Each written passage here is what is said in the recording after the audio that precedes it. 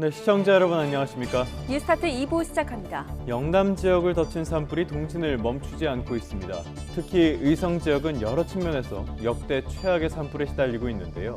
인명과 재산 피해도 속출하고 있습니다. 그나마 울산 울주와 전북 무주 산불은 밤사이에 잡혔습니다. 애타게 기다리던 비가 내리기는 했지만 아쉽게도 양이 많지는 않았습니다. 한 번 더 내려주면 좋을 텐데요. 오늘도 비 소식이 있긴 한데 소량에 그치겠습니다. 고온 건조한 날씨와 강풍이 예보되어 있어서 산불 위험은 여전합니다. 그럼 이 시각 주요 뉴스부터 살펴보겠습니다. 산불 피해가 극심한 의성과 안동 등 영남 내륙에 밤사이 한때 비가 내렸습니다. 산불 피해 면적은 3만 8천 헥타르를 넘어 이미 역대 최대 규모를 넘어섰습니다. 어제 일반 사건을 선고한 헌법재판소는 윤 대통령 탄핵 심판 선고 날짜에 대해선 여전히 언급하지 않았습니다. 일러도 다음 주 후반에야 선고일이 잡힐 거란 전망이 나오고 있습니다. 검찰이 더불어민주당 이재명 대표의 공직선거법 사건 2심 무죄 판결에 불복해 하루 만에 상고했습니다. 이에 따라 이 대표 사건 재판은 대법원에서 최종 판단을 받게 됐습니다. 서울대와 연세대 의대생들이 학교에 복귀하기로 했습니다. 1년 넘게 이어져 왔던 의대생 휴학 사태가 전환점을 맞게 됐습니다.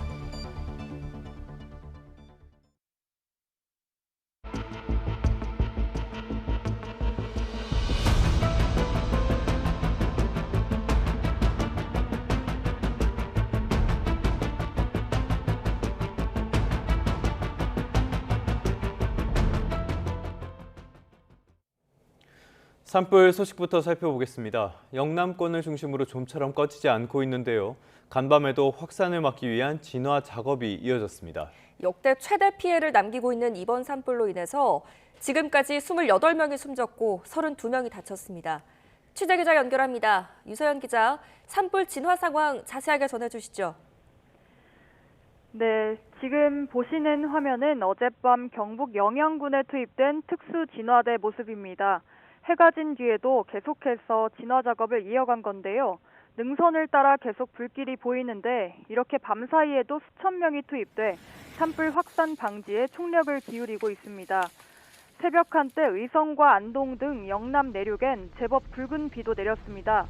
예보에 없던 강한 구름대가 유입돼 한때 산불 진화에 큰 도움이 될 거란 기대감을 키웠지만 결국 주부를 잡기엔 부족했습니다.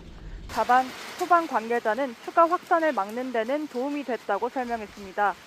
중앙재난안전대책본부가 발표한 어제 저녁 6시 기준 진화율은 경북 의성, 안동이 62%, 영양 60%, 영덕은 55%, 청송 80%입니다. 지리산과 인접한 경남 산청, 하동 산불은 81%였습니다. 산림청은 날이 밝는 대로 헬기를 다시 투입해 대대적인 진화 작업을 재개할 예정입니다. 네, 지금까지 집계된 전국의 산불 피해 규모도 확인해 보겠습니다. 네, 먼저 인명 피해는 어제 저녁 8시 기준 60명입니다. 사망자가 28명, 중상 8명, 경상은 24명입니다. 사망자는 경북 청송에서 1명 늘었습니다. 실종됐던 80대 여성이었는데 화재로 전소해 무너진 주택에서 어제 숨진 채 발견됐습니다. 산림청은 밤사이 새로 확인된 추가 인명 피해는 아직 없다고 밝혔습니다. 주택이나 사찰, 문화재 등 시설물 피해는 2,639곳에서 접수됐습니다. 이번 산불로 대피한 주민은 어제 저녁 7시 기준 3만 7천여 명으로 이 가운데 8,500여 명이 아직 집으로 돌아가지 못하고 있습니다. 밤사이에도 경북 안동, 영양, 청송 일부 지역에선 주민 대피령이 추가 발령되기도 했습니다. 정부가 집계한 이번 산불의 영향구역은 무려 38,665헥타르입니다.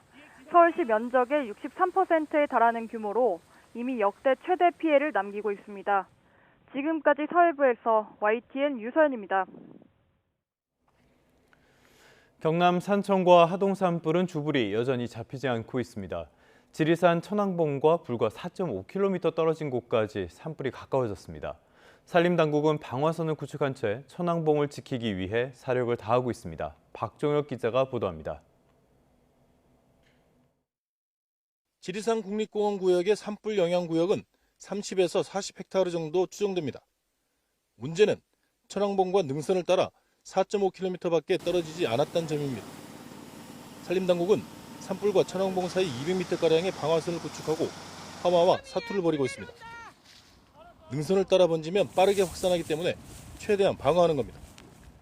안전을 최우선으로 경남도와 산림청을 중심으로 유관기관이 긴밀한 협조 체계를 유지하고 가용 자원을 총동원하여 도민의 안전과 함께 지리산 천왕봉을 지키기 위해 최선을 다하겠습니다.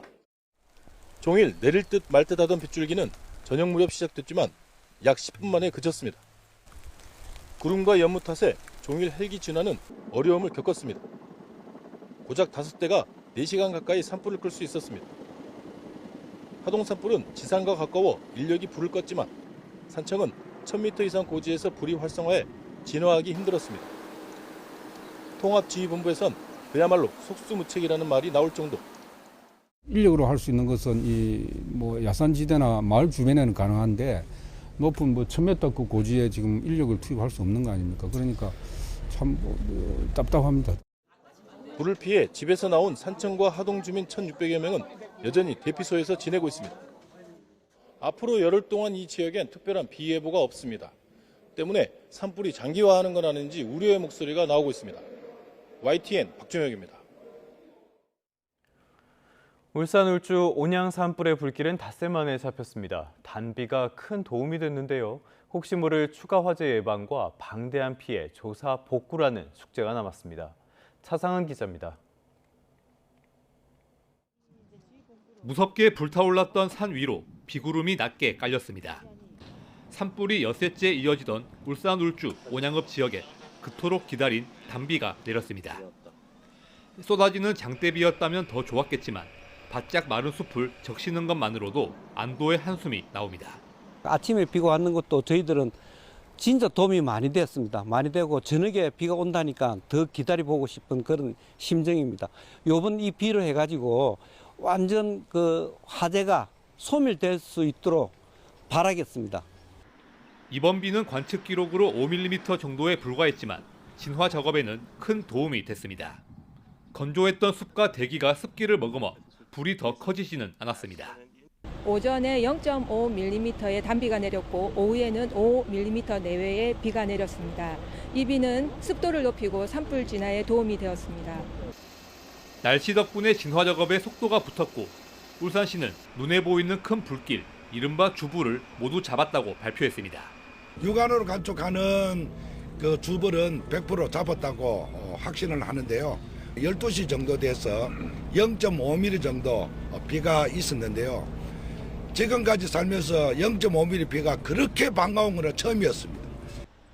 온양 산불 피해 면적은 900헥타르가 넘지만 다행히 인명피해는 없었습니다. 그래도 마음을 놓기에는 이릅니다. 숨어있는 불씨가 다시 살아나 한때 98%로 높아졌던 진화율이 크게 떨어진 경험이 있는 만큼 어느 때보다 철저한 대비가 필요합니다. YTN 차상입니다. 이번 산불은 2000년에 발생한 역대 최악의 산불 피해도 넘어섰습니다. 특히 경북 안동은 시내까지 불길이 내려오면서 비상이 걸렸습니다. 김연아 기자가 보도합니다. 경남 산청에서 산불이 발생한 지 일주일째 계속되는 강풍과 돌풍, 건조한 날씨 속에서 중대본이 관리하는 전국의 중대형 산불 구역만 10여 곳으로 늘었습니다. 피해 규모도 새벽 5시 기준 이미 서울 면적의 절반을 넘는 36,009헥타르를 기록해 역대 최악의 산불이었던 2000년 동해안 산불 피해를 훌쩍 넘어섰습니다. 게다가 대형 산불이 돌풍을 타고 순식간에 동시다발 확산하고 추가 산불까지 발생하면서 사상자는 이미 수십 명을 넘었고 수만 명이 대피했으며 재산 피해 규모도 역대 최악이 예상됩니다. 소방사가 미리 와가 대기를 했기 때문에 집을 한 채도 안 태웠어요. 안 태웠는데 이번에는 그냥 뻔히 보고 속수무책으로 다 태운 거예요. 그러나 그게 너무 원망스럽고 억울해요. 불이 경북 안동과 영덕, 포항 등지 시내로 좁혀오면서 시내에서도 이탈 행렬이 이어진 가운데 경북은 그야말로 사상 최악의 피해를 경험하고 있습니다. YTN 김현아입니다. 네, 정치권 소식입니다. 검찰이 더불어민주당 이재명 대표의 공직선거법 사건 2심 무죄 판결에 불복해서 하루 만에 상고했습니다. 이에 따라 이 대표 사건 재판은 이제 대법원에서 최종 판단을 받게 됐습니다. 김태원 기자입니다. 검찰이 이재명 대표에게 무죄를 선고한 2심 판결에 불복해 서울고법에 상고장을 냈습니다. 선고가 내려진 지 단 하루 만입니다. 항소심 판결의 위법성이 중대하고 도저히 수긍하기 어려워 신속하게 상고했다는 게 검찰 설명입니다. 상고 이유로는 법리오해와 체증법칙 위반을 들었습니다. 앞서 검찰은 선고 직후 입장을 내고 당시 이 대표 관련 의혹이 국민적 관심 사안이었다는 점을 재판부가 고려하지 않았고 이 대표의 발언 내용을 일반적인 선거인의 인식과 전혀 다르게 해석했다며 허위사실 공표죄 법리를 오해한 거라고 반발했습니다. 또 1심에서 2년 넘게 심리한 끝에 배척했던 이 대표 측 주장만 막연하게 믿고 판단을 내린 것이라고 지적했습니다. 검찰이 곧바로 불복하면서 이 대표 선거법 사건 재판은 이제 대법원에서 최종적으로 판단을 받게 됐습니다. 소송 기록 등을 전달받은 대법원이 검찰과 이 대표 측에 소송 기록 접수 통지서를 보내면 검찰이 20일 이내로 상고 이유서를 내면서 본격적인 심리 절차가 시작될 전망입니다. 공직선거법은 선거법 위반 사건 상고심을 2심 선고 석 달 안에 마무리해야 한다고 규정합니다. 이에 따라 대법원은 원칙적으로 오는 6월 26일까지 선고를 내려야 합니다. YTN 김태원입니다. 네, 국민의힘은 민주당 이재명 대표에게 무죄를 선고한 항소심 재판부의 정치적인 편향성을 문제 삼으면서 비판 공세를 이어가고 있습니다. 이 대표의 사법 리스크는 여전히 살아있다는 점을 부각하면서 조속한 최종심 판단을 촉구하기도 했는데요. 그럼에도 이재명 때리기 전략에는 차질이 불가피해졌다는 관측이 적지 않습니다. 강민경 기자입니다. 국민의힘 지도부 회의는 사법부를 향한 성토장을 방불케 했습니다. 이재명 대표 공직선거법 위반 사건의 원심 유죄 판결을 뒤집은 항소심 재판부가 국민 신뢰를 스스로 무너뜨렸다는 비판이 쏟아졌습니다. 사진을 확대한 것을 조작이라고 인정하며 골프 반원을 무죄로 한 것은 판사들의 문해력을 의심케 하는 일입니다. 재판부가 법리와 증거가 아닌 정치 성향에 근거한 편향적 판결을 내렸다는 게 여당 내 대체적 시각입니다. 진보 성향 판사 모임이 야권 정치인의 재판에 영향을 주고 있다는 의혹도 제기했습니다. 우리법 연구회의 카르텔이 존재한다는 시중에 소문이 이 정도 되면은 사실로 드러났다고 보는 것이 저는 맞다고 생각을 합니다. 정치인의 무덤으로 불리는 공직선거법의 그물에서 이재명 대표만 빠져나올 수 있었던 건 유력 대권주자 봐주기란 주장도 빠지지 않았습니다. 대법원이 유죄 취지 파기환송을 하지 말고 직접 최종 판결까지 내려야 한다는 목소리가 나오는 이유입니다. 2심은 엉터리 판결입니다. 대법원은 이 사건처럼 증거가 충분할 때는 파기 재판도 할 수 있습니다. 조속한 판단을 강력히 요청합니다. 다만 주로 반 이재명 정서에 기대 탄핵 정국을 돌파해오던 여당 전략에 수정이 불가피해졌다는 지적이 만만치 않습니다. 조기 대선이 펼쳐질 경우 이 대표의 유죄 선고로 대선 출마 자격을 문제 삼으려던 구상도 일정 부분 타격을 입었다는 분석입니다.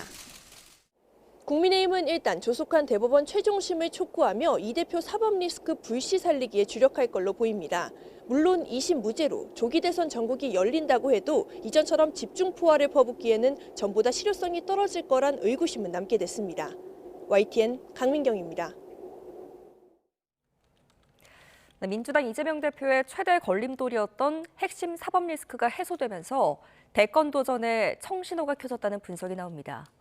민주당은 이 여세를 몰아서 윤 대통령의 조속한 파면 선고를 촉구하며 헌법재판소 압박 강도를 더 끌어올리고 있습니다. 황보혜경 기자입니다. 민주당은 이재명 대표 공직선거법 항소심 무죄를 고리로 검찰을 정조준했습니다. 정적 제거에 앞장서온 검찰이 반성은커녕 대법원 판단을 받겠다는 방침이라며 검찰 개혁 필요성을 거듭 강조했습니다. 내란 속의 윤석열에 대해서는 피의자의 인권 운운하며 즉시 항고를 자발적으로 포기하더니 야당 대표 이재명에게는 인권이 없습니까? 검찰의 못된 행태는 기필코 뿌리 뽑겠습니다. 당내에선 이재명 대표의 정치적 명운이 걸렸던 선거법 2심 선고가 전부 무죄로 뒤집히며 당분간 거침없는 대권 행보가 예상된다는 관측이 나옵니다. 그 조기 대선의 걸림돌은 그렇죠. 뭐 상당 부분 제거된 게 아닌가 이렇게 생각을 합니다. 이재명 대표한테 별의 순간이 왔습니까? 저는 왔다고 봅니다. 민주당은 기세를 몰아 헌법재판소를 향한 압박 공세에 더욱 집중했습니다. 국민이 계속 인내하고 기다려줄 거라 생각하면 오산이라며 하루빨리 윤 대통령 파면 선고를 내려달라고 촉구했습니다. 약 3주 뒤면 재판관 2명의 임기가 끝나 선고 불능 상태가 되는데 아직도 선고기일을 지정하지 않고 있습니다. 소속 의원 모두가 참여하는 헌재합 철야 농성도 검토하고 있습니다. 긴급 회견을 자청한 우원식 국회의장도 조속한 헌재 선고와 함께 한덕수 권한대행을 향해선 마은혁 헌법재판관 후보자 임명을 거듭 요구했습니다. 민주당은 사실상 조기 대선의 마지막 관문이 헌재의 윤 대통령 파면 선고로 보고 조속한 결정을 끌어내기 위해 가용 자원을 총동원한다는 방침입니다. YTN 황보혜경입니다. 네, 이런 가운데 윤 대통령 탄핵 심판은 여전히 오리무중입니다. 특히 이재명 대표가 무죄를 선고받은 게 대통령 탄핵 심판 결과에 어떤 영향을 미칠지를 두고 해석이 분분합니다. 박정혁 기자입니다. 이재명 대표 선거법 항소심 무죄 판결에 여권 내에서 우선 당혹스러운 기류가 역력합니다. 원심에서 징역형 집행유예가 선고됐던 만큼 아예 무죄로 뒤집힐 줄은 몰랐단 건데 다만 이번 선고가 윤 대통령 탄핵 심판에 어떤 영향으로 나타날지를 두곤 여권 내부에서도 해석이 엇갈립니다. 저희 쪽에서는 어제 이재명 대표가 무죄를 받은 것이 결코 이재명 대표에게 유리한 정치적으로 보면 유리한 국면이 아닐 것이다. 그게 무슨 말씀이세요? 별개 사안인 만큼 영향은 제한적일 거란 게 당의 기본적 입장이지만 내부에선 이번 이 대표 판결이 보수 성향 헌법재판관들의 반발심으로 나타날 수 있다는 관측도 흘러나옵니다. 헌법재판관들 간 의견 조율이 녹록지 않은 거로 의심되는 상황에서 탄핵 기각이나 각하로 기우는 재판관들이 늘어날 거란 주장입니다. 민주당은 전혀 무관한 사안이라며 이 같은 여권의 기대감을 일축하고 있습니다. 윤 대통령 탄핵 심판은 그 자체로 헌법재판관들이 법리와 양심에 따라 판단하면 결론이 자명하다는 취지입니다. 법과 양심에 따라 재판을 하는데 극우가 작동하니까 거기에 의견을 좀 들어서 헌법재판을 영향을 받았다. 이렇게 하면 그분들에게 얼마나 모욕적인 일입니까? 다만 내부적으로는 윤 대통령 탄핵 심판 결론이 계속 늦어지는 데 촉각에 곤두세우는 분위기입니다. 여당 내에서 기각론이 커지는데 헌재의 압박으로 작용하진 않을지 우려하는 기류도 엿보입니다. 한덕수 권한대행 탄핵 심판부터 이재명 대표 항소심까지 이른바 사법 슈퍼위크가 저물어가지만 전국 최대 변수인 윤 대통령 탄핵 심판이 여전히 물음표로 남아있어 아전인수식 전망과 양보 없는 기싸움으로 대치 전국만 계속되고 있습니다. YTN 박정현입니다.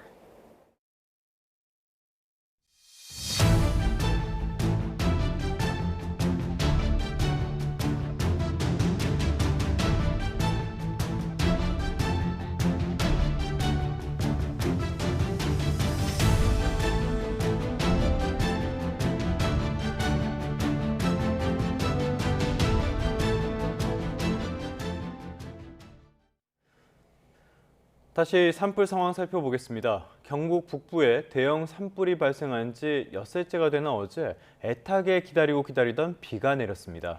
양이 적어서 산불이 완전히 꺼지지는 않았지만 진화 작업에는 도움이 될 것으로 보입니다. 김근우 기자입니다. 산불 현장지휘본부에 굵은 빗방울이 떨어집니다. 엿새째 이어진 진화 작업. 지친 기색이 가득했던 대원들의 얼굴에도 웃음꽃이 피었습니다.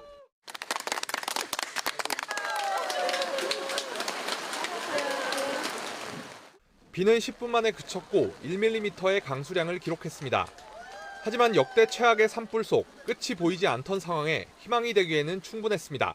다친 분들도 많이 봤고 옷에 막 먼지랑 이런 거 묻으신 분들도 많았는데 비가 오니까 산불이 어느 정도 진압되겠구나. 좀 소방대원분들하고 일하시는 분들이 조금 덜 힘드시지 않을까. 산림당국은 이번 비로 산불을 끌 수는 없지만 확산 가능성은 크게 낮춘 것으로 보고 있습니다. 또 헬기나 지상 진화 인력이 활동하는 데도 도움이 될 거로 내다봤습니다. 산불이 이제 확산되거나 다른 지역으로 비산화되거나 그런 위험은 굉장히 적어졌고요. 또 진화대원들, 지상 진화대원들이 뭐 연무에 갇힌다든지 이렇게 위험한 상황도 굉장히 낮은 것으로 판단돼서 경북 5개 시군을 휩쓴 이번 산불로 산림 3만 5천여 헥타르가 피해를 본 거로 추정됩니다. 인명과 산림 피해 모두 2000년 동해안 산불을 넘어 역대 최대 규모입니다. 아쉬운 비였지만 진화율을 63%까지 끌어올린 산림당국은 야간에 지상 인력을 본격적으로 투입해 진화 작업에 속도를 낼 계획입니다. YTN 김군입니다. 북동쪽으로 확산하던 경북 산불이 남쪽으로 방향을 틀면서 바람 방향에 놓인 지역에 비상이 걸렸습니다. 위험 지역 안에 있는 집집마다 찾아가서 대피를 안내하며 피해 예방에 나섰습니다. 이윤재 기자가 취재했습니다. 지난 주말 시작된 의성 산불은 남서풍과 서풍을 따라 북동진했습니다. 그러면서 안동과 영양, 청송을 넘어 삽시간에 영덕 해안까지 닿았습니다. 하지만 가는 빗줄기가 지난 뒤 바람 방향이 달라졌습니다. 불길이 남쪽을 향하게 된 겁니다. 이 비가 그치면 다소 바람은 북서풍의 계열의 바람이 다소 불어서 5에서 10m로 다소 강하게 불 것으로 예상됩니다. 영덕, 청송 바로 아래에 있는 포항은 비상이 걸렸습니다. 연기가 넘어오면서 긴장감은 더욱 커졌지만 당장 할 수 있는 거라곤 지붕에 물을 뿌리는 것뿐입니다. 3시 좀 돼가지고 이 마을 전체에 뿌옇게 이래 연기가 발생되었습니다. 비가 오기 때문에 혹시 물이라도 뿌리면 이 주변에 조금 나을까 싶어서 이래가 물. 포항시는 대피 전담반을 꾸려 집집마다 찾아다니며 위험을 미리 알립니다. 저희가 그 대피 명령 떨어지면 우리 직원들 와서 안내할 거거든요. 그때 바로 나오시면 돼요. 또 거동이 힘든 고령의 주민은 일찌감치 대피시킵니다. 이송하기 어려운 요양병원의 와상 환자들을 우선 대피를 시내로 시켰습니다. 그 이외의 전 주민도 함께 급히 이송할 수 있는 체제를 갖추고 있습니다. 60km 거리를 단숨에 날아 동해안까지 번진 산불. 매캐한 연기는 이미 경계를 넘어왔습니다. 산불 확산의 속도와 위력을 확인한 주변 지자체는 피해를 막기 위해 안간 힘을 쓰고 있습니다. YTN 이윤재입니다. 경북 산불이 길어지면서 산불 진화 헬기 조종사의 강행군도 이어지고 있습니다. 그런데 헬기가 부족한 데다가 용량도 작고 또 노후화된 경우가 많아서 대형 산불 대응에 어려움을 겪고 있습니다. 윤웅성 기자의 보도입니다. 의성 산불 진화 현장에서 추락한 헬기는 이틀 사이 3번째 진화 작업 중에 사고를 당했습니다. 40년 비행 경력의 베테랑 조종사였는데 전신주 선에 걸려 사고가 난 것으로 추정됩니다. 산불 진화에 연이을 투입되면서 피로 누적도 영향을 준 것 아니냐는 시각도 있습니다. 헬기 조종사들은 기름을 넣는 시간을 제외하면 거의 온종일 하늘에서 사투를 벌이고 있습니다. 이런 조종사들의 헌신에도 대형 산불을 진압하는 건 녹록지 않습니다. 헬기 대수 자체가 부족하기 때문입니다. 산림청의 경우 보유한 산불 진화 헬기는 50대지만 정비 등 문제로 30대에서 35대만 실제 현장에 투입됐습니다.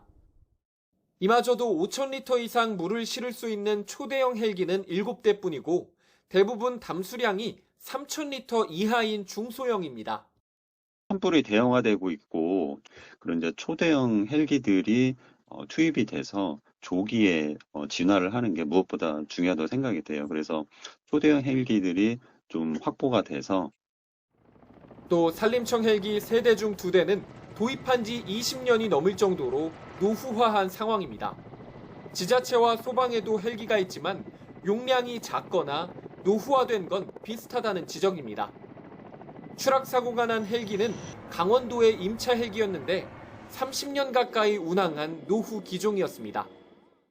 지금 도입되는 헬기들은 전자 장비 도움을 받아서 조종사들이 좀 간편하게 안전하게 운행할 수 있는 그런 시스템들이 있는데 과거에 도입된 헬기들은 없습니다. 부족합니다. 헬기는 한 대에 수백억 원에 달하고 계약 이후 제작과 배치까지 수년이 걸립니다. 하지만 대형 산불이 잦아지면서 인명과 산림 피해가 잇따르는 만큼 이번을 계기로 헬기 보급을 더 적극적으로 고려해야 한다는 목소리가 커지고 있습니다. YTN 윤홍성입니다. 이번 산불의 희생자, 숨진 희생자 대부분은 고령층이었습니다. 더 빠른 조치가 필요했다는 지적이 나오고 있습니다. 부장원 기자입니다. 지난주부터 이어진 산불은 재난 취약계층인 노년층부터 덮쳤습니다. 경북 지역 사망자 가운데 대부분이 60대에서 80대 노인이었습니다. 민가로 번지는 산불을 미처 피하지 못했거나 대피 중에 숨진 것으로 추정됩니다. 영덕에서 숨진 100세 노인은 미처 빠져나오지 못한 채 집이 불에 타 매몰돼 숨졌습니다. 현장에선 미처 대피하지 못한 노인들을 구조하기 위한 노력이 이어지고 있습니다. 주민 대피를 못한 곳이 있는지 또 지역 주민들의 공무원하고 소방, 경찰들이 협력해서 가가호호 방문하여 직접 모셔서 나오는 그런 상황도 있었습니다. 이런 상황을 막기 위해 사전에 더 빨리 적극적으로 대처할 수 없었느냐는 지적이 나옵니다. 불이 빠르게 확산한 가운데 긴급 재난 문자를 받은 뒤 대피하기에는 시간이 충분치 않았던 겁니다. 시골들이 집에서 기분 좀 있으면 안 느껴. 그래서 우리도 여기 엄마 아버지 계시다가 불 진도 보고 나오셨다 했었거든요. 이 기분이 못 나오셨을 거예요. 연기에 들어와서 나오라 하냐 보니까. 강풍이 예보됐고 주민 대부분이 스스로 대피가 어려운 고령자인 점을 감안해 사전에 대피하도록 안내하는 건 물론 풍향이 바뀌어 대피 장소를 급하게 변경해야 하는 경우도 대비가 필요했다는 지적입니다. 마을의 이장님들, 분회장님, 또 청년회장 통해서 좀 안전하게 확인을 해서 좀 안전한 공동 장소로 좀 대피를 하고 또 필요하면 교통 수단도 마을이나 또 면에서 확보를 해서 제공하는.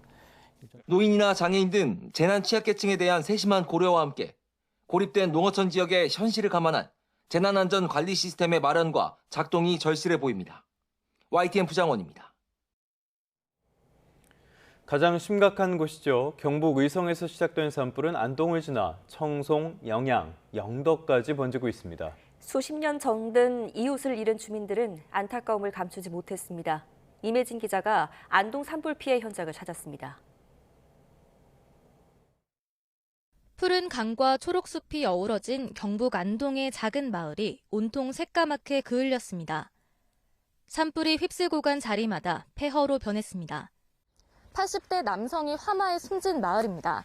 마을로 들어가는 길목은 다 타버려 쓰러진 나무로 가로막혔고 평소 주민들이 거닐던 강변 앞 산책로는 검은재로 뒤덮여 원래의 모습을 찾아보기 어렵습니다. 비닐하우스는 뼈대만 앙상하게 남았고 수확을 앞둔 토마토는 까만 재가 돼 바닥에 나뒹굽니다. 뿌연 연기에 속수무책으로 노출된 염소 10여 마리도 질식해 폐사했습니다. 사람들이 연기를 갑자기 들어마시면 쓰러지잖아요. 그런 것 같이 이놈 또 방금 죽은 놈 저놈은 어제 계속 막 이제 폐병 환자같이 그러더라고. 민속문화유산으로 지정된 고택을 비롯해 마을 곳곳의 집들도 폭삭 무너졌습니다. 길가에 세워진 차량은 급박했던 당시 상황을 고스란히 보여주는데 집에 머물던 80대 할아버지는 삽시간에 번진 불에 세상을 떠났습니다. 수십 년 동네에서 함께 지낸 이웃들은 할아버지가 몇 년 전부터 치매를 앓고 있었고 거동이 불편해 대피하지 못한 것 같다며 안타까워했습니다. 시간이 살짝 있다 모르지만은 한 집 난다 그러면 가지고 꺼내던가 하죠. 이런 게 불덩어리가 날아다니는데 물 뿌리고 있었지. 30km 떨어진 또 다른 마을도 비슷한 모습입니다. 마을을 지키는 700년 된 수호수는 밑동이 잘린 채 널브러져 있고 폭격을 맞은 듯 부서진 집과 잿더미 사이로 식지 않은 열기가 피어오릅니다. 안 되게 뭐. 막말하지. 살아나갈 일이 막말하지. 돈도 없고. 단전, 단수까지 이어지는 가운데 대부분 주민이 대피하면서 정다웠던 마을에는 정적만 감돌았습니다. YTN 임혜진입니다. 이렇게 길게 이어지는 산불로 순식간에 돌아갈 곳이 사라진 주민들은 망연자실한 모습입니다. 대피소와 마을회관에서 지내는 주민들은 지금도 불안감을 호소하고 있습니다. 경북 영덕군의 피해 주민들을 이번에는 김희영 기자가 만나고 왔습니다. 긴 줄을 선 사람들이 물품을 챙겨듭니다. 수백 인분 밥을 나눠 담는 자원봉사자들의 손길이 분주합니다. 경북 영덕군에서 이재민이 가장 많이 모인 대피소입니다. 건물 앞에서부터 생수와 음식, 담요 등 구호 물품이 가득 쌓였습니다. 산불 소식에 이장의 전화를 받고 급히 집을 떠났던 주민은 돌아갈 집이 사라졌습니다. 올라가 보여. 다 타쁘고. 그래도 아직도 불이 붙어. 지금 집이 엉망. 진짜 아무것도 없이 다 타쁘고 없어요. 대피소로 피한 뒤에도 주민들은 혹시라도 불이 번질까 덜덜 떨어야 했습니다. 그렇게 차에 앉으시니까 차가 바람이 불어봐 차가 뜨겁다고 불이 막 밑으로 나고 우려 막 나있겠네. 옆에 산에 대나무 탄 소리 막 탁탁 하고 갔겠네. 이렇다 보니 이틀 새 주민 100여 명이 심리 상담을 받았습니다. 가만히 있어도 불기둥이 이렇게 막 지나가는 것 같고 또 무서워서 이 천정이 내려 앉을까 봐서 여기 안에서 못 자고 밖에서 차에서 자시는 분들도. 대피소에서 차로 5분 거리 마을입니다. 바람 방향이 수시로 바뀐 가운데 바로 옆에 붙은 집들의 피해도 천지 차이가 됐습니다. 며칠 전까지 일상을 보내던 집인데 유리가 깨지고 출입문까지 녹아 들어가 볼 수도 없습니다. 이런 모습을 보니 피해를 줄일 수는 없었을까 답답하기만 합니다. 한번 짧은 시간이지만은 2시간 내지 1시간 정도는 있을 겁니다. 처치할 시간이 아무 소방차도 없고 헬기도 뜨지도 않고 아무 조치가 없었어요.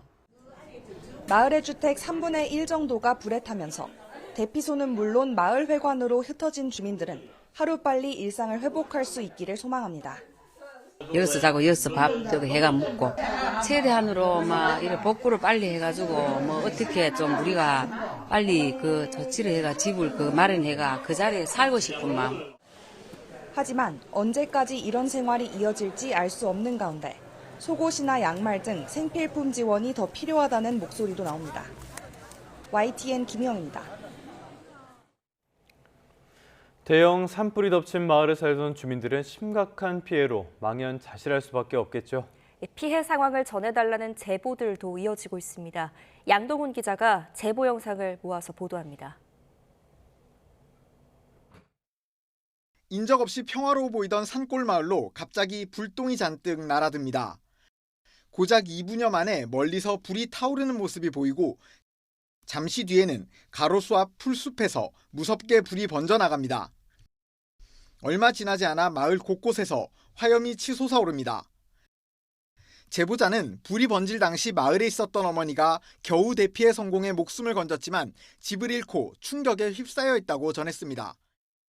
도랑이 있는데 그쪽으로 해서 이제 기어서 다른 동네까지 이제 1시간 정도 걸어가셨다고 해요. 또 지금 트라우마가 너무 심하다 보니까 지금 뭔가 이렇게 기력이 많이 없으신 것 같거든요. 사방이 불타는 도로를 달려 겨우 탈출한 시민도 있습니다. 도로 바로 옆에서 커다란 불기둥이 솟구쳐 오르고 불타는 언덕은 마치 화산이 끓는 것 같은 모습입니다. 제보자는 사방에서 불길이 휘날려 오금이 저릴 정도였지만 돌아갈 수 없어 계속 달렸다고 말했습니다. 주변에 막 불바다처럼 온통 불밖에 없고 이제 마지막에 나올 때는 약간 생명에 위협되는. 곳곳에 불길이 번져 건물들이 타오르고 있는 산골 마을에서 트랙터 한 대가 흙을 쏟아붓고 있습니다.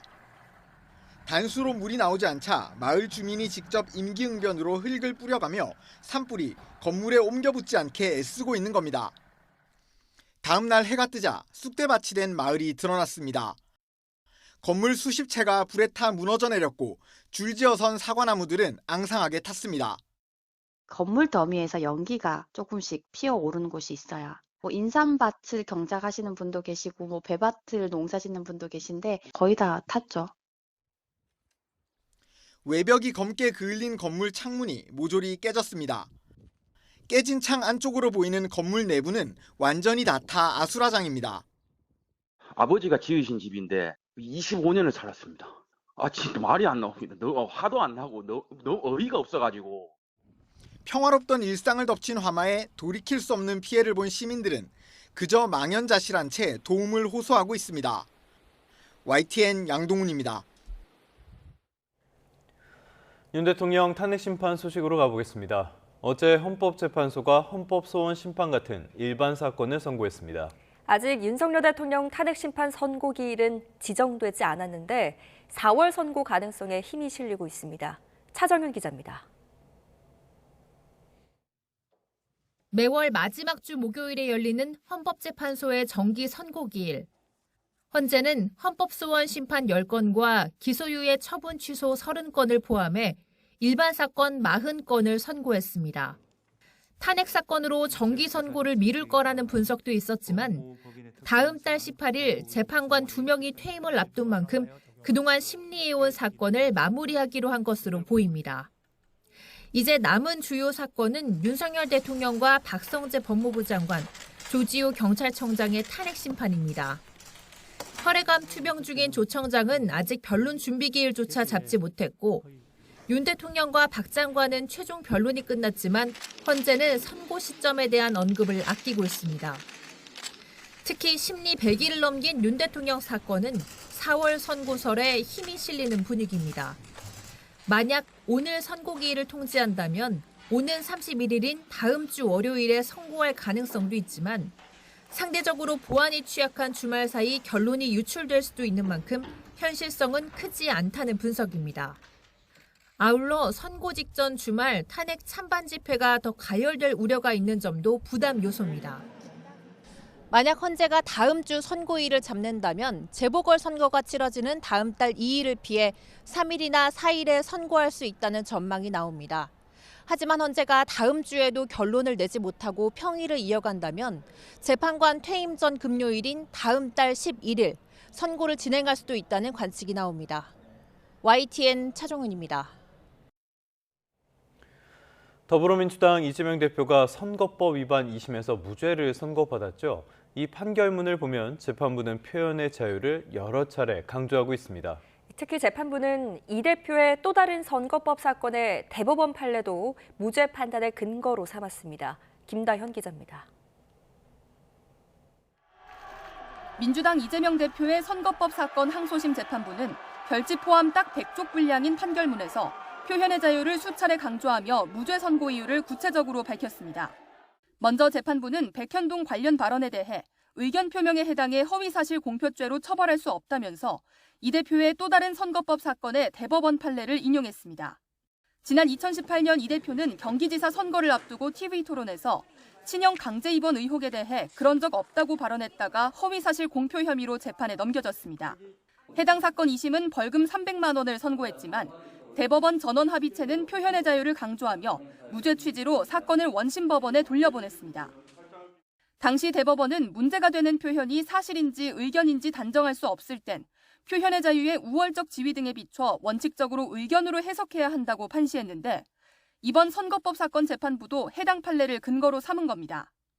법원은 또 이 대표의 김문기 모른다 발언에 대해서도 표현과 다른 내용을 암시했다고 쉽게 인정한다면 자칫 표현의 자유를 침해할 가능성이 있다고 판단했습니다. 나아가 1심이 유죄로 봤던 골프 발언 역시 여러 의미로 해석될 수 있는 발언을 공소사실처럼만 해석하면 정치적 표현의 자유를 충분히 반영하지 못하고 의심스러울 땐 피고인에게 유리하게라는 형사법 기본 원칙에도 반한다는 이유로 무죄로 뒤집혔습니다. YTN 김다현입니다. 밤사이 영남 지역에 단비가 내렸습니다. 울주군에는 10mm가 넘는 충분한 양이 내려서 엿새 만에 주불이 진압됐습니다. 산불이 심각한 경북 지역은 2mm 미만으로 양은 적었지만 확산세를 꺾는 데는 어느 정도 도움이 됐습니다. 하지만 아쉽게도 오늘 영남 내륙에 추가적인 비를 기대하긴 힘들겠습니다. 오늘 아침까지 제주도해, 오후까지는 동해안 지역에만 비가 조금 예보됐습니다. 맑은 하늘이 야속하기만 한데 대기는 다시 건조해집니다. 북서풍이 강하게 불면서 현재 서해안 지역에 강풍주의보가 내려져 있는데요. 이 바람이 산맥을 타고 넘으면서 영남 지역의 대기가 다시 바싹 메마르겠습니다. 산불이 다시 번지거나 추가로 발생할 수 있기 때문에 경계를 늦춰서는 안 되겠습니다. 찬바람 탓에 기온도 뚝 떨어졌습니다. 현재 서울이 3.8도, 대구가 9.1도 등으로 어제 아침보다 10도가량 낮게 출발하고 있고요. 한낮에는 서울 12도, 대구는 15도까지 오르겠습니다. 어제보다 따뜻한 옷차림을 하셔야겠습니다. 날씨였습니다.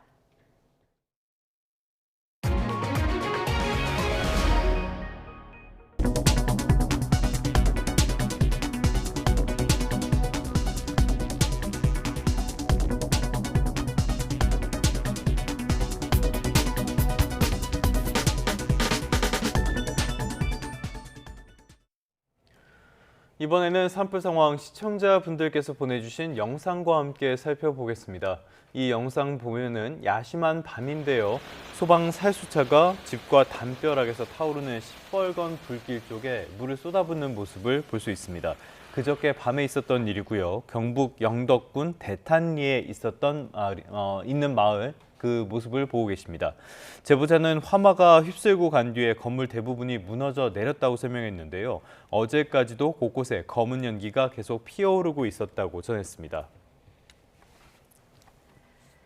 네, 그제 오후 6시쯤 경북 영덕군 축산면 대곡리에 있는 마을의 모습입니다. 건물의 형체를 알아볼 수가 없는 정도입니다. 건물들이 새카만 잿더미로 변했고 형체를 알아볼 수 없이 무너져 내려버렸습니다. 제보자는 연로하신 어머니를 비롯해 마을 주민들이 다행히 면사무소로 대피하기는 했지만 당장 생활을 위한 지원 물품도 부족하고 앞으로 복구도 막막한 상황이라고 설명했습니다. 산불이 영양군까지 확산하면서 멸종 위기에 처한 생물을 복원하는 연구센터 코앞까지 들이닥쳤습니다. 어렵사리 증식에 성공한 동식물이 잿더미가 되는 걸 막기 위해서 이들을 안전지대로 옮기는 긴급작전이 펼쳐졌습니다. 이문석 기자입니다. 구멍이 숭숭 뚫린 나무 상자를 우리 안으로 옮깁니다. 문을 올리자 붉은 부리의 먹황새가 검은 날개를 펼치며 날아갑니다. 케이지를 덮은 담요를 걷어내니 또 다른 멸종위기 조류인 참수리가 모습을 드러냈습니다. 국립생태원 멸종위기종 복원센터에서 대피해온 동물들입니다. 경북 의성군에서 시작된 산불은 계속 번져 영양군에 위치한 복원센터 4km 앞까지 다가왔습니다. 어렵게 증식시킨 멸종위기종들이 잿더미가 될 수 있는 상황. 관리 중이던 28종 4,907개체를 모두 긴급 이송하기로 결정했습니다. 자연 방사하기 전에 이제 산불에 의해서 소실이 되게 되면 지난한 시간이 또 걸리거든요. 이런 어떤 이 개체를 증식시키기 위해서는요. 이틀에 걸쳐 조류는 충남 서천 국립생태원 본원으로, 어류, 양서류는 경북 울진 민물고기 연구센터에, 곤충과 식물 역시 불길이 닿지 않는 장소로 보냈습니다. 앞서 산불 확산 지역에서 의성 고운사 등이 소장한 보물 등 문화유산 600여 점이 화마를 피해 안전지대로 옮겨졌습니다.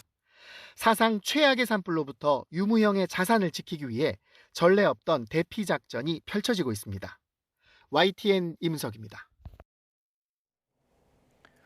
이번에는 의정 갈등 상황 살펴보겠습니다. 정부가 정한 의대생 복귀 시한이 다가오고 있죠. 서울대와 연세대 의대생들이 일단 1학기 등록을 하기로 결정했습니다. 의대생 단체는 이들 학교를 제외하고 미등록 투쟁을 이어나가겠다고 밝혔는데요. 하지만 단일 대우에는 균열이 생기게 됐습니다. 염혜영 기자입니다. 등록 마감 시한을 앞두고 진행된 투표에서 서울대 의대 학생 66%는 1학기 등록에 찬성표를 던졌습니다. 휴학 혹은 수업 거부 같은 투쟁은 계속하되 일단 등록은 하기로 방향을 튼 겁니다. 이보다 앞서 연세대 의대 학생 비상시국 대응위원회도 등록 뒤 휴학으로 방침을 바꿨습니다. 학교 측이 최종 제적 시한을 못 박으면서 기류에 변화가 생긴 거로 보입니다. 미등록 투쟁 기치를 내건 의대생 단체는 서울대와 연세대를 빼고 투쟁을 이어가겠다고 밝혔지만 이딴 복귀 선택으로 의대생 단일 대우에는 균열이 생겼습니다. 고려대 의대생 200여 명이 복학 상담을 신청하는 등 이미 등록 기간이 끝난 학교에서도 움직임이 감지됩니다. 일부 수도권 대학에선 80% 정도가 등록을 결정한 것으로 알려졌습니다. 이번 주 대부분 대학의 마감 시한이 끝나지만 대학들은 월말까지는 추가 등록의 길을 마련해둘 계획입니다. 재적 시 재입학을 불허하는 등 엄격한 학칙 적용 경고도 계속되고 있습니다. 대규모 제적 조치를 목전에 두고 수도권 의대생들의 복귀 움직임이 의정 갈등 양상에 어떤 변화를 가져올지 주목됩니다. YTN 염혜원입니다. 재작년의 일입니다. 한 학교에서 대학 수학능력시험 1교시 시험 종료를 알리는 종이 1분가량 일찍 울렸습니다. 법원은 국가가 수험생들에게 손해를 배상해야 한다고 판단했는데요. 수험생들이 정신적인 고통을 겪었을 테니 1인당 최대 300만 원씩 지급하라고 판결했습니다. 송재인 기자의 보도입니다. 재작년 11월 서울 경동고등학교에서 수능을 치르던 수험생들은 1교시부터 크게 당황했습니다. 시험 종료를 알리는 벨이 울려 급히 펜을 내려놓았더니 이내 또 한 번 벨이 친 겁니다. 그제야 처음 벨이 1분가량 일찍 울렸다는 걸 깨달았는데 일부 학생들은 해당 국어시험은 물론 그 이후 시험까지 심리적 영향을 받았습니다. 선지를 고민하던 것 중에 찍었어야 되는데 그냥 이게 종이 울리니까 그냥 한 번으로 그냥 눈에 보이는 걸로 밀 수밖에 없었던 상황이었습니다. 두 개를 일단 찍게 되면서 좀 약간 심적으로 좀 많이 부담감이. 결국 A씨 등 피해 수험생 43명은 국가를 상대로 손해배상 청구 소송을 냈고 1심 재판부는 1년 석 달여 만에 국가의 배상 책임을 인정했습니다. 수능이 수험생들에게 갖는 중요성과 의미 등을 고려하면 피해 수험생들이 정신적 고통을 겪었을 게 명백하다며 41명에게는 300만 원씩, 나머지는 100만 원씩 국가가 지급하라고 판결했습니다. 다만 타종 사고로 인해 추가 손해까지 발생했다고 인정하긴 어렵다고 판단했는데 소송 대리인은 법원 판단에 의문을 제기했습니다. 방지하기 위한 조치를 교육부가 제대로 안 하셨고 그로 인해서 타종 사고가 계속 반복되고 있는 이런 상황인데 100만 원, 300만 원만 배상하라는 판결을 내리신다는 게 전 납득이 되지는 않습니다. 대리인은 배상 판단이 이 정도에 그친다면 올해도 타종 사고가 날 수 있다고 주장하며 항소해 2심 판단을 받겠다고 밝혔습니다. YTN 송재인입니다. 국토교통부는 인천에서 체코 프라하와 영국 런던으로 가는 항공편을 확대하고 인천에서 일본 고베로 가는 노선은 신규 취항하는 등 여름철 국내외 정기항공 운항 일정을 확정했습니다. 오는 30일부터 10월 말까지 운영되는 하계 국제선은 모두 246개 노선으로 최대 주 4,783회 운항할 예정입니다.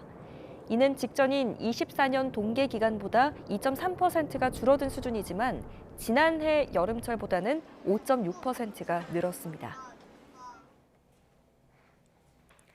미국 트럼프 행정부가 철강에 이어서 이제는 자동차까지 관세 강도를 높여가자 세계 각국은 상호 관세 부과를 앞두고 전열 재정비에 나섰습니다.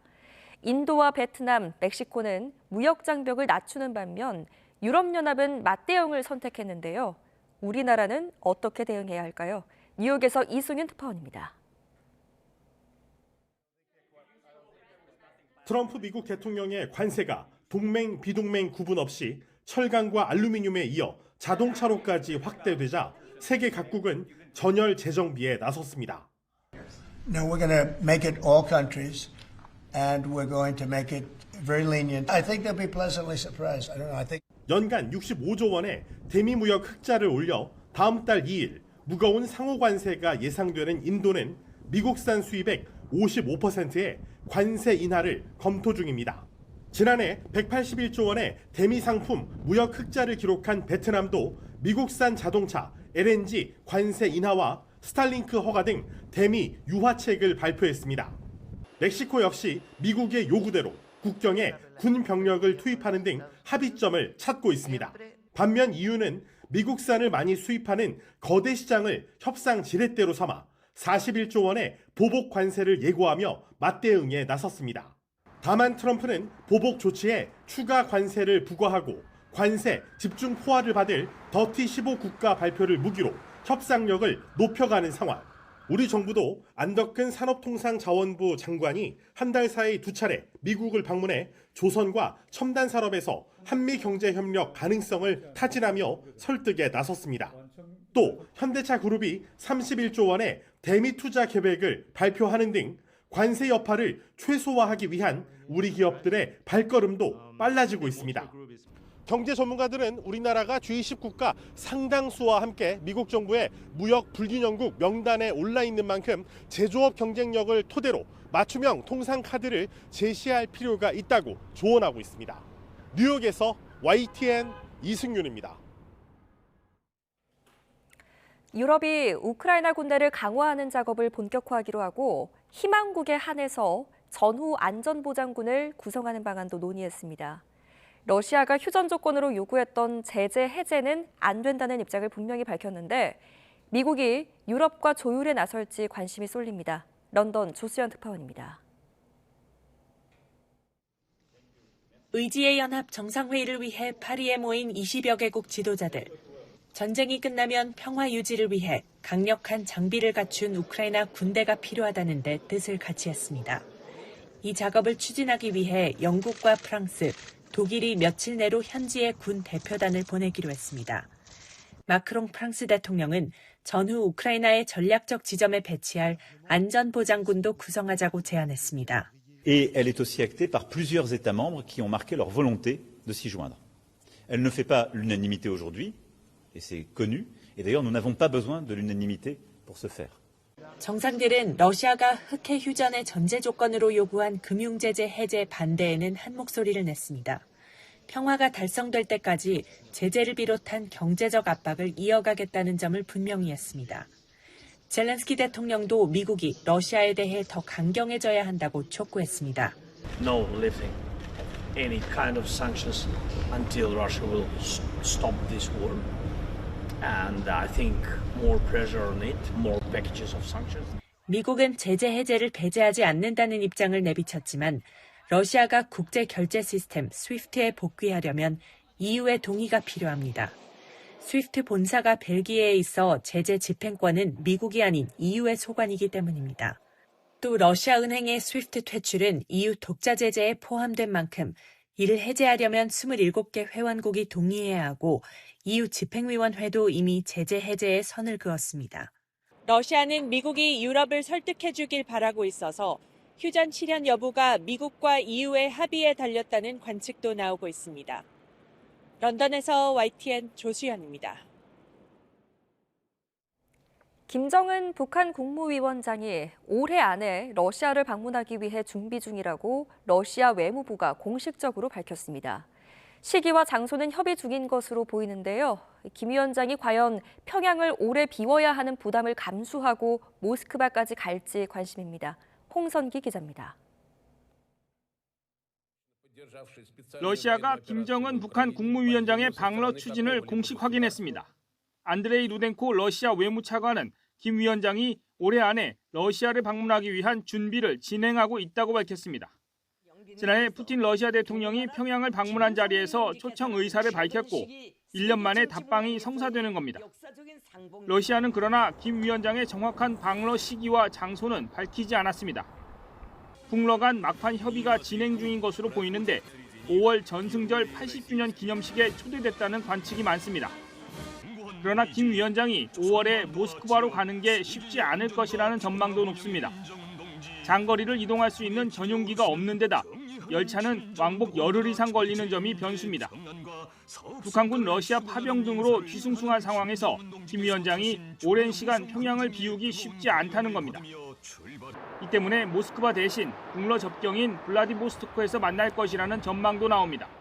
김 위원장이 보름 정도 평양을 비울 만큼 국내 상황이 여유롭지 않다는 점, 안정성이 보장된 전용기가 없다는 점등을 고려할 때 5월 중 김 위원장의 모스크바 방문 가능성은 낮고 단지 블라디보스톡에서의 정상회담 가능성은 열려 있다고 분석합니다. 여기에 김 위원장이 아직 다자회의 성격의 국제무대에 등장한 적이 없다는 점도 제3의 장소로 방러 일정을 추진할 것이라는 전망에 힘이 실립니다. 장소를 떠나 이번 만남이 성사될 경우 북한의 파병 대가 문제를 논의할 가능성이 높다는 점에서 국제사회의 우려도 한층 높아질 것으로 관측됩니다. YTN 홍성기입니다. 북한이 감시 레이더를 하늘에서 운용하는 공중 조기경보 통제기를 처음으로 공개했지만 우리 군은 큰 위협이 아니라고 평가했습니다. 이런 가운데 지난해부터 접경 지역에서 철책 작업에 한창인 북한군이 지뢰 폭발 사고로 인해 상당수의 사상자가 발생한 것으로 분석됐습니다. 박희재 기자가 취재했습니다. 기체 위로 둥그런 구조물이 달린 군용기가 하늘로 막 이륙합니다. 북한이 처음 공개한 공중조기경보 통제기를 시험 운용하는 장면으로 김정은 국무위원장도 참관했습니다. 공중조기경보 통제기란 하늘에서 레이더로 공중과 육지의 넓은 반경을 탐지해 전장을 통제하는 역량을 갖춰 하늘의 지휘소라고도 불립니다. 러시아제 수송기에 레이더물 올린 외형적인 특징을 띠는데 우리 공군의 피스아이와 닮았다는 평가도 있습니다. 하늘에서 이 같은 레이더를 운용하면 우리 군을 넓은 범위에서 탐지할 수 있어 위협적이지만 군은 당장은 운용하기 어렵다고 평가했습니다. 그 효용성 측면에서 새로운 평가가 필요합니다. 보시면 알겠지만 굉장히 둔중하고 또 요격에도 취약할 것으로 판단하고 있습니다. 북한이 정찰 자산을 강화시키는 행보는 분야를 막론하고 이어지고 있습니다. 실제로 지난해 동안 군 정찰 위성 모두 3기를 띄우겠다고 공언했는데 기술적인 보완을 진행하고 있어 당장 발사할 징후는 없는 거로 분석됩니다. 다만 강화되는 북러 군사협력 속에 이 같은 행보가 가속화될 것이라는 우려는 커지고 있습니다. 군 당국은 북한이 지난 1, 2월에도 3,000명을 추가 파병했다고 밝혔는데 이를 고리로 정찰 위성은 물론 조기경보기와 미사일 관련 기술을 러시아에 요구할 가능성이 높다는 분석입니다. 이와 함께 지난해부터 계속되는 철책 봉쇄 작업 과정에서 20차례가 넘는 지뢰 폭발 사고로 다수의 사상자가 발생한 것으로 파악됐습니다. 북한이 이렇게 우리와는 담을 쌓고 있지만 최근엔 북한과 중국을 잇는 신압록강대교 북측 구간 공사를 재개하는 등 북러 밀착 속의 북중 관계 개선에도 속도를 내고 있습니다. YTN 박혜재입니다.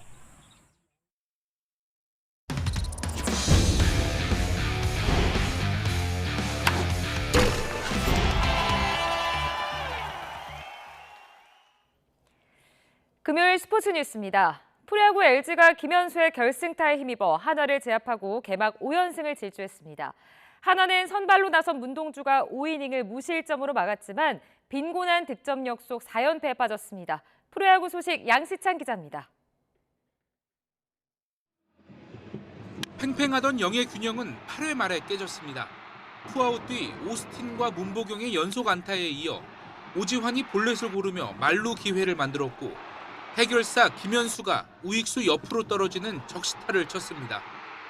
살얼음판 같던 경기의 승부를 가른 결정적인 2타점. LG는 9회 초 마무리로 나선 김강률이 한화 플로리얼에게 KBO 첫 안타와 타점을 내줬지만 더는 점수를 허용하지 않고 경기를 마무리했습니다. 비록 승리는 챙기지 못했지만 처음 1군 무대 선발로 나선 송승기는 7이닝을 무실점으로 막으며 인상적인 투구를 선보였습니다. 한화는 부상에서 돌아온 문동주가 최고 구속 158km에 이르는 강속구와 함께 삼진 6개를 곁들이며 5이닝을 무실점으로 막았지만 LG와의 3연전에서 단 1점을 뽑는 데 그친 극심한 타격 부진 속 4연패에 빠졌습니다. 한타자 한타자만 승부하자라는 식으로 생각을 했었고 오늘 마침 또 그렇게 하다 보니까 오늘 결과가 또 좋게 나온 것 같아가지고 또 오늘 만족적인 피칭을 했던 것 같습니다. KT는 오원석이 이적 뒤 첫 등판에서 선발승을 따내며 두산과의 3연전을 위닝 시리즈로 장식했습니다. SSG는 두 번째 투수로 나선 김건우가 4와 3분의 1이닝 동안 삼진 7개를 잡는 깜짝 활약을 선보이며 롯데의 2연승을 거뒀습니다. 키움은 기아 마무리 정혜영을 두들겨 9회 초 대역전 드라마를 쓰며 2연승으로 3연전을 마무리했습니다. NC는 대구 원정에서 삼성을 꺾고 2연승을 달렸습니다. YTN 양시창입니다. 2006년생인 대전 공격수 윤도영이 올여름 영국 프로축구 브라이턴으로 향합니다. 동갑내기 양민혁이 이미 현지에서 적응 중이어서 코리안 프리미어리거의 또 다른 세대 교체를 예고하고 있습니다. 이대건 기자의 보도 보시고요. 스포츠 뉴스는 다음 주에 다시 뵙겠습니다. 고교생 윤도영이 코너킥으로 음나파의 결승골을 돕습니다. 프로 무대 첫 공격 포인트를 축구의 꿈을 키운 대전에서 올렸습니다. 홈 데뷔전으로 처음 치렀는데 제가 유스에서 계속 볼보이 하면서 다른 경기보다 정말 이 퍼플 아레나에서 뛰고 싶었거든요. 2019년 15세 이하 대전팀에 입단한 윤도영은 지난해 고등학생 신분으로 대전과 준 프로 계약을 맺었습니다. 이후 모든 기록을 갈아치웠습니다. 구단 최연소 출전 기록에 이어 승강제 도입 이후 K리그 최연소 득점자에 오르기도 했습니다. 지난해 K리그 19경기에 출전해 한 골에 도움 3개를 올렸습니다. 2006년생 윤도영이 올여름 영국으로 향합니다. 행선지는 이번 시즌 프리미어리그 중위권에 머물고 있는 브라이턴. 2022-2023 시즌 리그 6위로 구단 창단 122년 만에 처음 유로파 리그에 진출한 팀입니다. 친구인 양민혁은 영국 프로 무대에 선착했습니다. 토트넘에서 퀸즈파크로 임대 이적 후 주전 자리를 굳히고 있고 이번에 A매치 데뷔전까지 성공적으로 치렀습니다. 이번에는 또 경기까지 뛰었으니까 또 다음 소집 때는 또 뽑혀서 더 이제 팀에 도움이 돼서 포인트까지 하고 싶은 마음이 있습니다. 박지성, 손흥민으로 이어지는 코리안 프리미어리거도 새로운 세대로 넘어가고 있습니다. 그 중심에 2006년생 동갑내기인 양민혁과 윤도영이 있습니다. YTN 이다운입니다.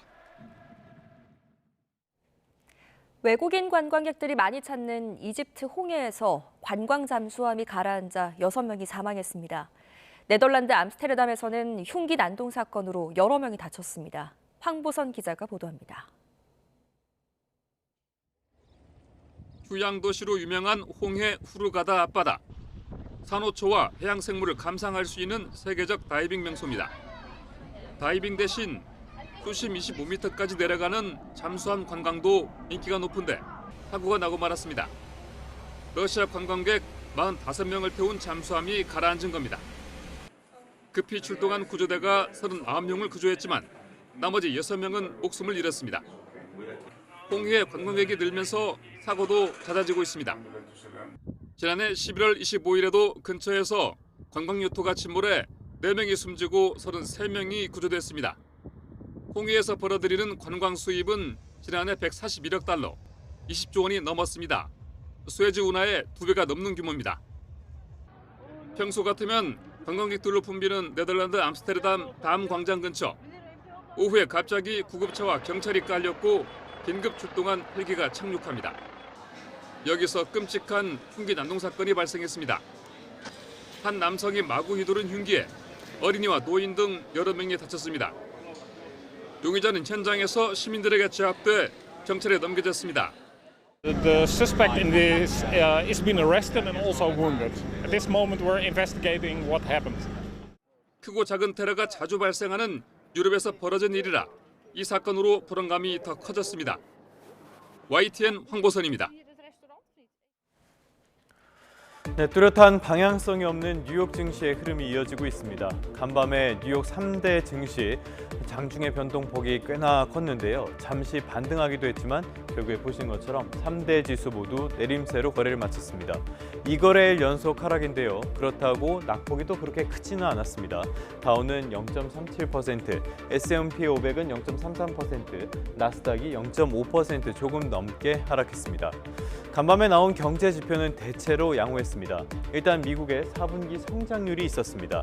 미국은 분기 성장률을 속보, 잠정, 확정으로 3차례 발표합니다. 이번에 나온 거는 확정치인데요.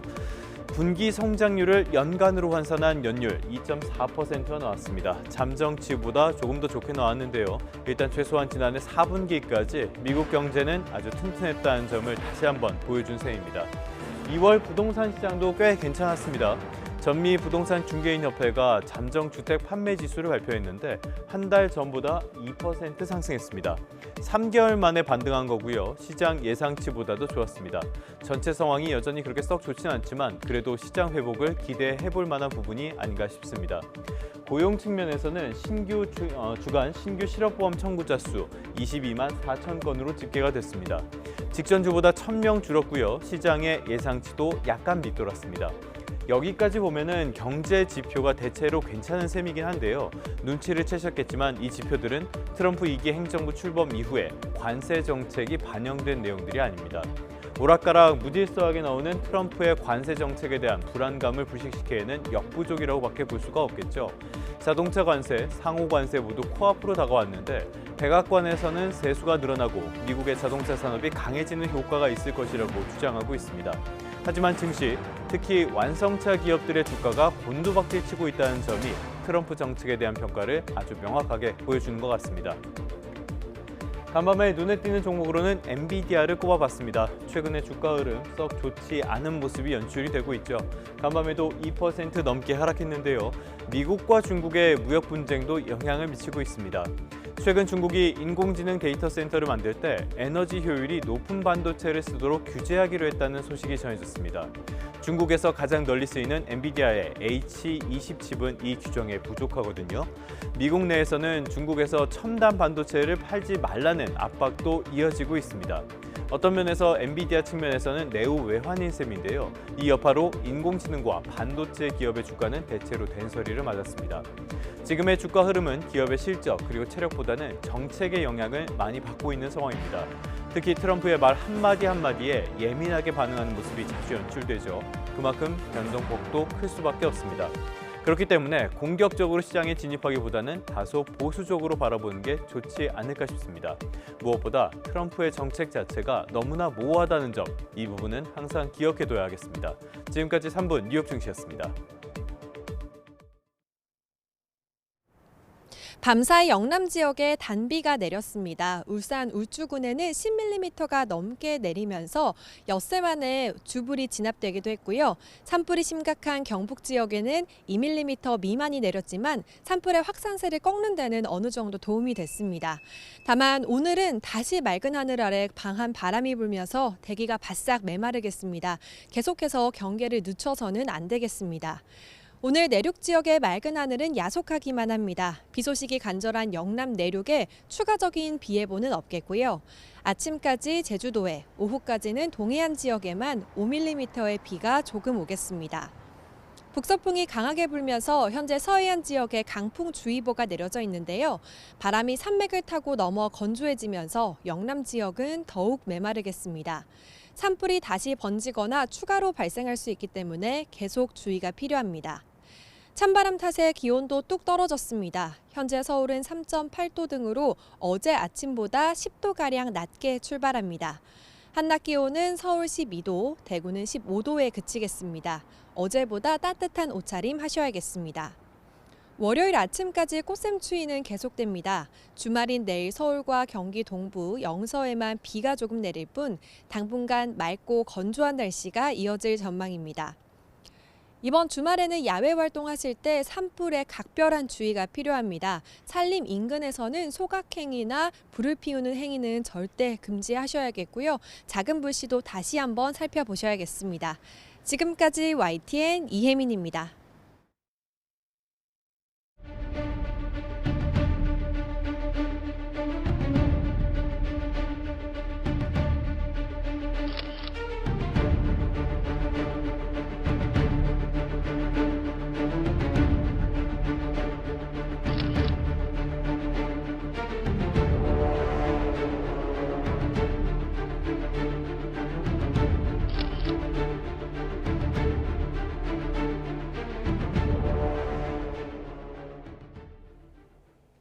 네, 3분 뒤 뉴스타트 3부가 계속됩니다.